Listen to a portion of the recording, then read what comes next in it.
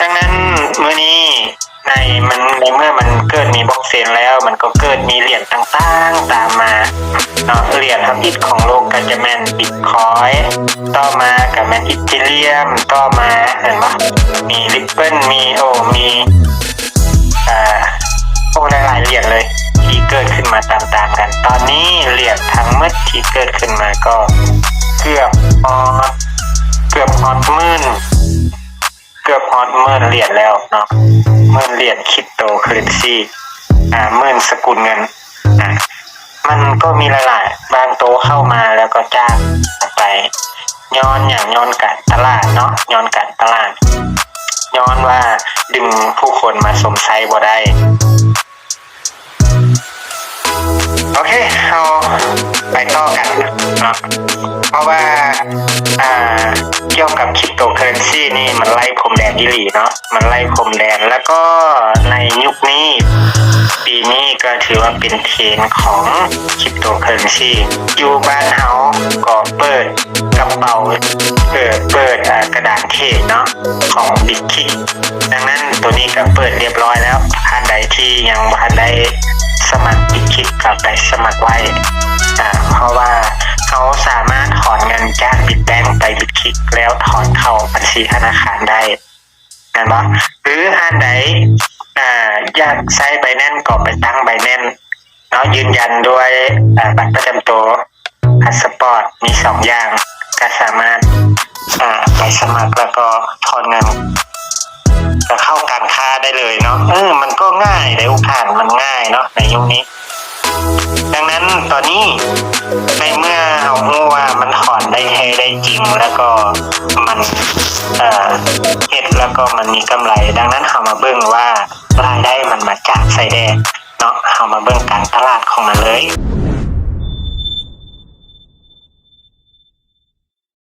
เนาะสำหรับ Bitbank นี่รายได้หลักๆของมันอันดับ1ครับเรายกให้เป็นอันดับ1และแม่นรายได้จากการถือของเหรียญ BBT อันนี้ในอีก1ปีข้างหน้าบอกได้เลยว่า BBT นี่จะมีค่าที่สุดยกตัวอย่างคือให้ปี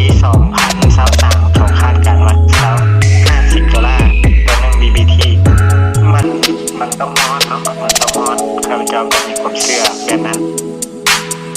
แล้วก็รายได้จากการฝากของตัวเองเห็นไหมรายได้จากการฝากของตัวเองแล้วก็รายได้ที่3รายได้จากการแนะนำสร้างแนะนำหมู่คู่เข้ามาเป็นการสร้างองค์กรเนาะแล้วก็รายได้2ทางอีก4กับกิจกรรมต่างๆเข้าเยี่ยมผู้ต่างๆก็ต่อในที่มาต้องทางที่5การเป็นโปรโมชั่นปิดไมค์ให้เด้อปิดไมค์ให้เด้อต้องทางที่6เนาะต้องทางที่6ก็เป็นเงินรายวันแล้วก็เป็นเงินเดือนบริษัทนี้มีเงินเดือนนำเนาะเงินเดือนนำมาเบิ่งว่าเป็นอย่างเขาจึงต้องเก็บ BBT เนาะเป็นอย่างจึงต้องเก็บหักจ่ายเหรียญ BBT นี่ไว้ตอนนี้ราคามันก็บ่ได้สูงเนาะตอนนี้ราคามันบ่ได้สูงเลยแล้วก็เอาเก็บตอนนี้แล้วเอาไปขายปีหน้าได้บ่เก็บไว้จากปีนึงเก็บปีนี้ปีหน้าเอาขายเราก็ได้กำไรมหาศาลจากการถือของเหรียญเป็นอย่างมันจึงจะขึ้นแบบนั้นสำหรับคนใหม่ท่านใดที่ยังบ่ทันได้เนาะบ่ทันได้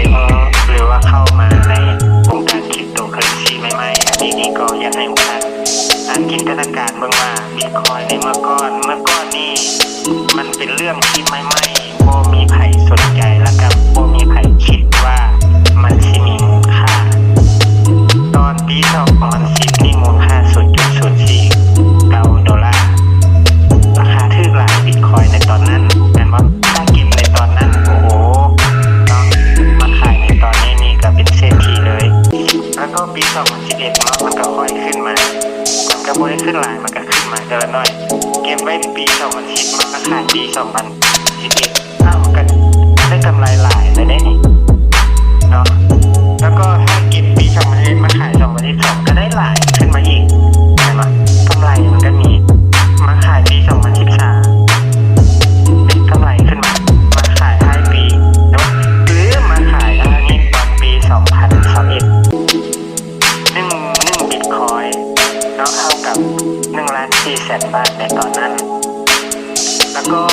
ปัจจุบันนี้เนาะในปัจจุบันนี้ละแมนอันนี้ข้าพเจ้าแคปไปวันที่16 เดือน 9เนาะอันนี้เทียบเป็นเงินกีบ1 บิตคอยน์เท่ากับ310 ล้านกีบหลายว่าเราต้องมีเงิน310 ล้านกีบนะจึงจะซื้อได้1 บิตคอยน์ในตอนนี้ในปี 2010นะเนาะโอ้ย1 บิตคอยน์มันคิดจากพันกีบนึงมันบ่ได้ฮอด$1แม่นบ่ดังนั้น BBT ของเราก็เช่นเดียวกันเนาะ BBT ของเราก็เช่นเดียวกันเอามาเบิ่งอันนี้คือราคาคาดการณ์ล่วงหน้าเป็นหยังเขาจึงการันตีแล้วก็คาดการณ์ว่ามันจะขึ้นไปตามนี้ย้อนว่าเขาเจ้ามีแผนการตลาดมีกลยุทธ์มีหลายอย่างเอามาปรับใช้อยู่ในตัวนี้ดังนั้นเนาะในปัจจุบันนี้กันตัวนี้แม่นข้าพเจ้าเอาราคาเมื่อวันที่16ที่สร้างสไลด์ตัวนี้เนาะตัวนี้ 0.0018 ราคาปัจจุบันมื้อนี้ก็ขึ้นมา 0.002829 เนาะก็ขึ้นมาก็ถือว่าเพิ่มขึ้นมาอีก10นึงแล้วเขาเจ้าคาดการไว้ว่าประมาณไตรมาสที่2หรือว่าเข้ากระดาษไปแน่นแต่แล้ว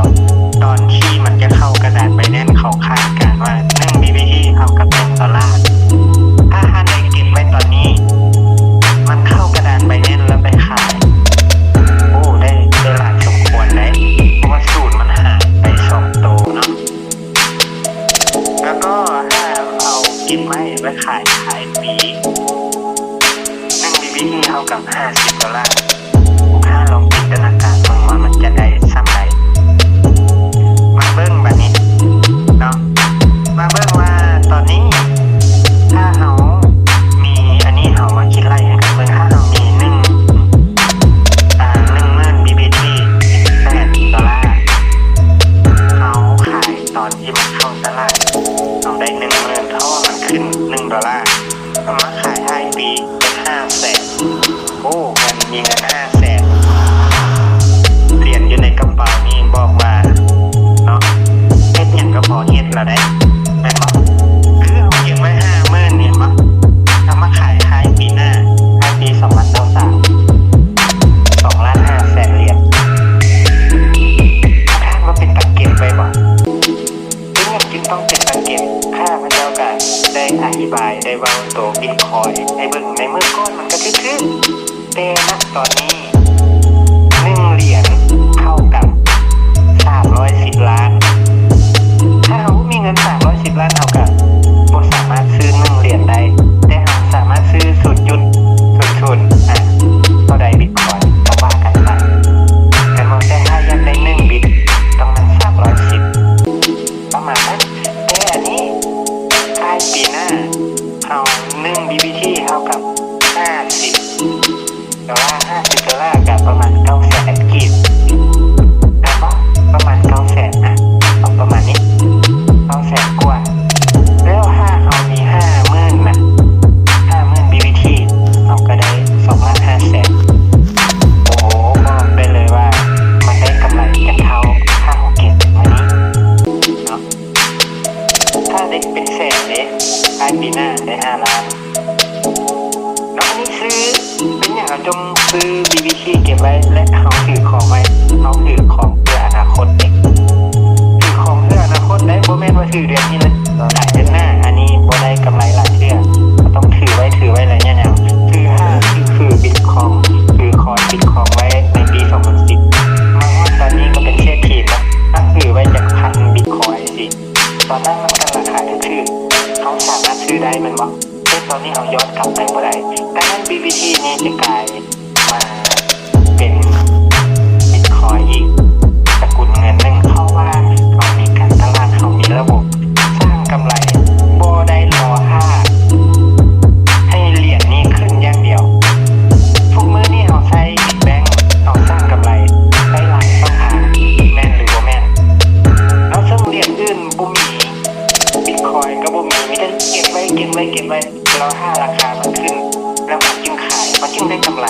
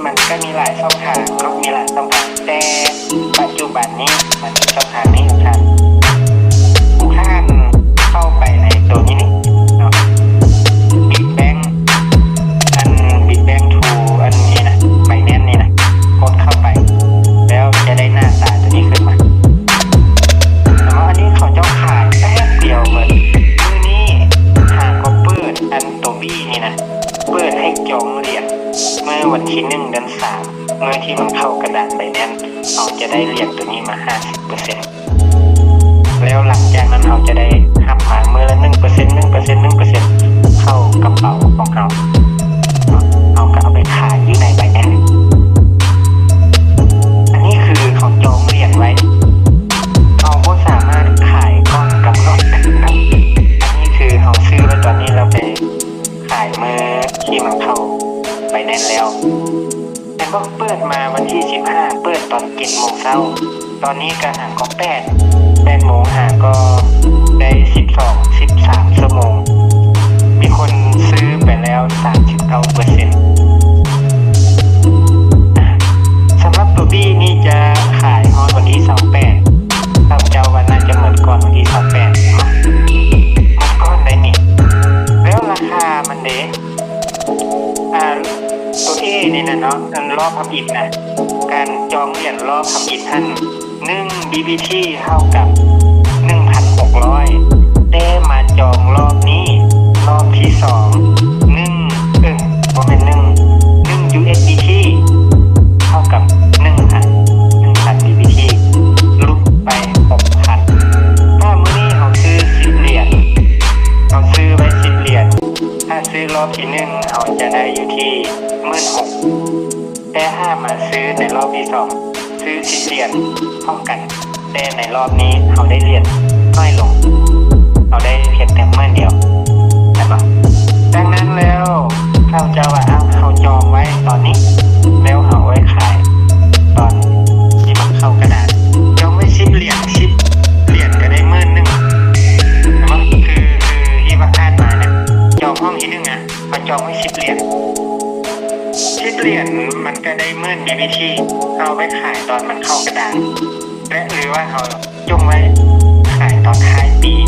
อันนี้ตามแผนของบริษัทเอาไว้ขายตอนที่มันขึ้นฮอน$50ต่อ1 BBT เขาก็จะได้สักนี้